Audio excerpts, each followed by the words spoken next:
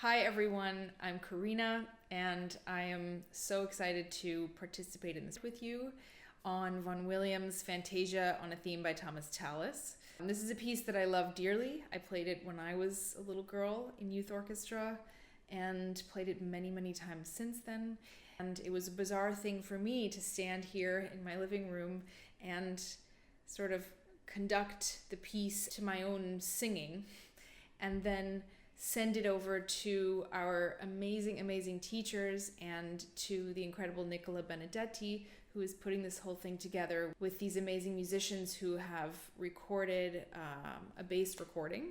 And this bass recording is going to be distributed to all of you, and you are going to add your beautiful playing to that to create an orchestra. This project could have been realized using a click track or some sort of metronome, and we specifically decided not to do that. I think that it was important to me that the music breathes and that we have a lot of the same feelings that we would have playing in a real orchestra, real live orchestra. So the Vaughan Williams is a very beautiful piece. It's a very resonant piece. It was originally performed in a huge cathedral, so if you can imagine with your sound that you're playing in an enormous space with very high ceilings that has a tremendous kind of resonance, and what kind of sound you need to create in order for it to fill that space. So we don't want to start by playing with a lot of intensity and a lot of weight in the sound. We want to use a lot of bow, and we want to make sure that the sound breathes, that the phrases breathe, and that hopefully all of you also actually literally physically breathe while you're playing. The idea of flexibility and ebb and flow in music. So we encourage all of you to have the courage to take time at the ends of phrases.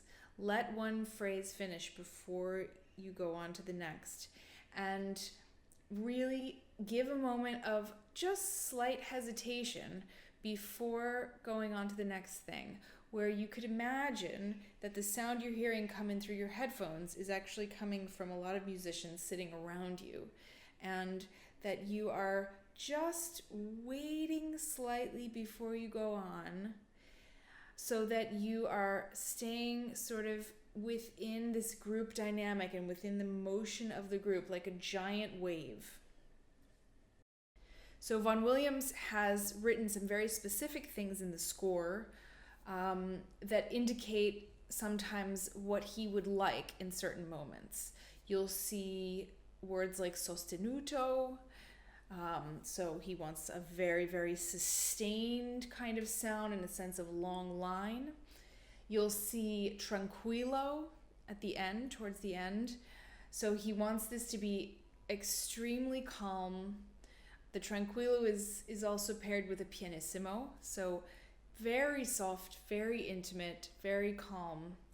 And I encourage all of you, especially the younger ones, to really close your eyes and think about something that makes you feel that way in real life, and then try to put that into your playing.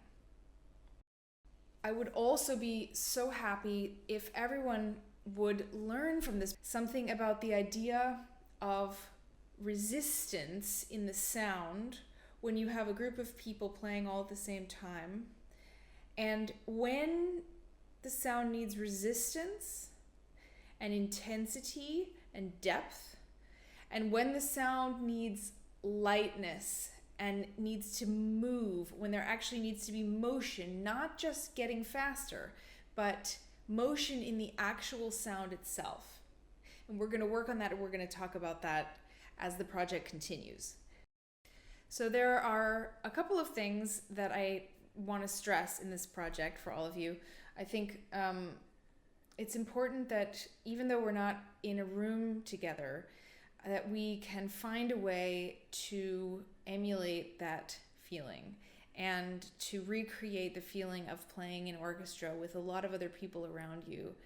And the idea of following a conductor, at the same time kind of feeling the people around you, listening, using your ears as your number one ally in this situation. So really listening to what's coming in through the headphones and trying to blend into that, while at the same time maintaining your own personal expression.